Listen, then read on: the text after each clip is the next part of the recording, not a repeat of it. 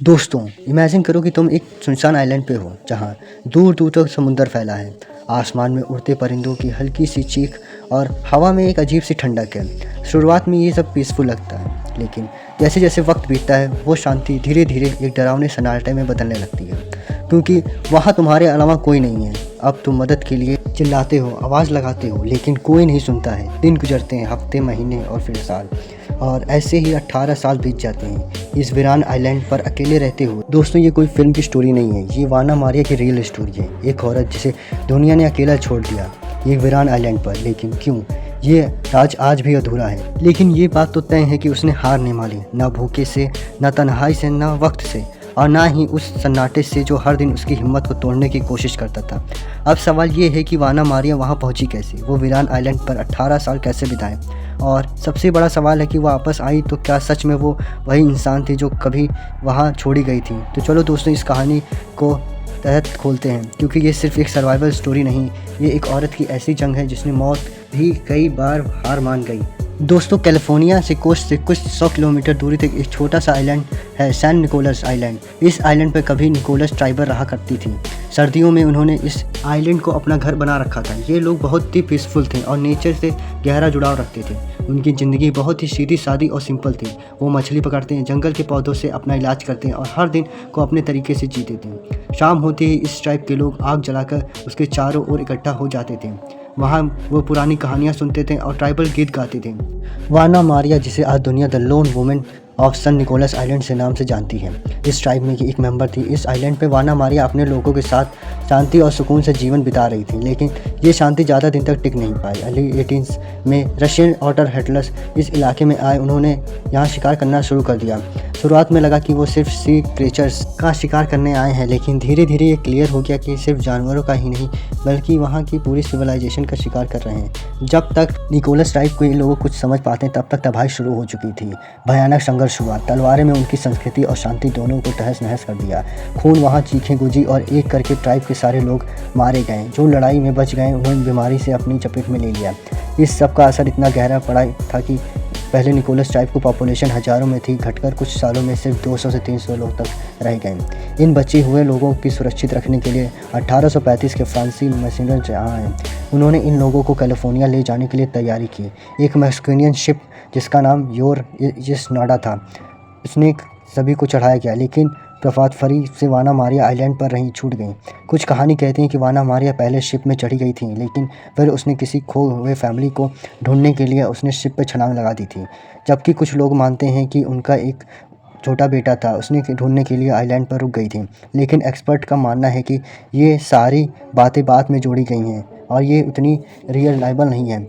असल में उस दिन स्टॉर्म आने वाला था, इसलिए शिप जल्दी निकल गया और वाना मारिया अकेली छूट गई। हालांकि कुछ सोर्सेस में तो ये भी कहती हैं कि शुरुआत में उस आइलैंड पर वाना मारिया अकेले नहीं थी, उनका बेटा भी उनके साथ रहता था, लेकिन बाद में वो एक बोटिंग एक्सीडेंट में मारा गया। उसके बाद वाना मारिया उस आइलैंड पर पूरी तरह अकेली छूट गई। अब उनके पास दो ऑप्शन थे, या तो वो सर्वाइव करें या फिर गिव अप कर दें। वाना मारिया ने पहला ऑप्शन चूज़ करना पसंद किया, लेकिन एक सुनसान आइलैंड पर अकेले जिंदा रहना आसान नहीं था। लेकिन वाना मारिया भी हार मानने वालों में से नहीं थी। उसने सबसे पहले अपने लिए एक शेल्टर बनाने का डिसीजन लिया।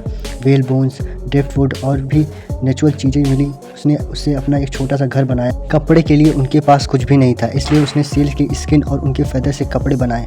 दोस्तों, आप सोच रहे भी नहीं सकते हैं, वाना मारिया ने सील की सुई, यानी कि उनकी नसों की सुई की तरह से यूज करके ऐसे कपड़े बनाए थे जो आइलैंड की ठंडी और तेज़ हवाओं से उनकी रक्षा कर सके। खाने के लिए भी उसे काफ़ी मेहनत करनी पड़ती थी। वो समुद्र में एनबेला सेलफिश पकड़ती, शील्स और बर्ड्स का शिकार करती, जो भी जंगली पौधे खाने लायक होते उन्हें खा लेती। पानी के लिए वो बारिश का पानी इकट्ठा करके पीती थी। धीरे धीरे उसने खुद को इस आइलैंड पर सर्वाइव करने लायक बना लिया, लेकिन फिजिकल सर्वाइवल से भी ज़्यादा टफ मेंटल और नेशनल सर्वाइवल था। पहले बेटी की मौत और फिर 18 साल तक किसी इंसान की आवाज़ न सुनना। दोस्तों, सोच के देखिए, कोई भी इंसान उस अकेलेपन में टूट सकता है, लेकिन वाना मारिया ने खुद से टूटने नहीं दिया। वो अपने पुराने दिनों की याद करके उसे सर्वाइव करने गीत गाती, लकड़ी पर कॉस्नरी करती। वो अकेले ही अपने रिचुअल को फॉलो करती रहीं, जैसे वो आज भी अपने लोगों के बीच में ही हो। इस चीज़ से किसी की आइडेंटिटी और उसके कल्चर से जोड़े रखा और उसे अकेलेपन में भी मजबूत बनाए रखा। 18 साल से वो ने खुद को नेचर के साथ इस तरह से मिला लिया कि वो उस आइलैंड की तरह लिविंग स्पिरिट बन गई। लेकिन फिर कुछ ऐसा हुआ जिसकी वाना मारिया को उम्मीद भी नहीं थी। 1853 में एक होटल कैप्टन जॉर्ज नेडवर्क को कहीं से सुनने को मिला कि वो निकोलस आइलैंड पर कोई औरत सालों से अकेले रह रही है। इस बात में कितनी सच्चाई है उसका पता लगाने के लिए कुछ लोगों के साथ उस आइलैंड पर गए और जहां काफ़ी ढूंढने पर उन्हें वाना मारिया मिल गई।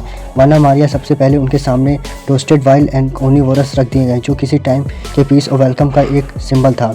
इसके बाद वाना मारिया ने क्रू के लोगों से बात करने की कोशिश की, लेकिन कोई भी उनकी लैंग्वेज समझ नहीं पा सका। वाना मारिया को जब देखा कि सामने खड़े लोगों उनकी लैंग्वेज नहीं समझ आ रही है, तो उसने एक और तरीका अपनाया जिससे उसने गाना गाया। उसे कोई आम गाना नहीं था, उससे काफ़ी फीलिंग, उसकी अकेलापन और उसकी उम्मीदें बसी थी। उसकी आवाज़ में जो सालों की तन्हाई झलक रही थी। क्रू के एक नेटिव अमेरिका मेंबर ने जब उस गाने की धुन को ध्यान से सुना तो उस आंखों में एक चमक आ गई। उसे वो सॉन्ग कुछ जानी पहचानी लगी। बाद में जब वो उस गाने का मतलब समझा गया तो उसने लोगों को अंदर ही छू लिया। सॉन्ग का मतलब था, अब तैयार हूँ यहाँ से जाने के लिए। इस लाइन में वाना मारिया को वो सब कुछ कह दिया जो शब्दों में नहीं कह पा रही थी।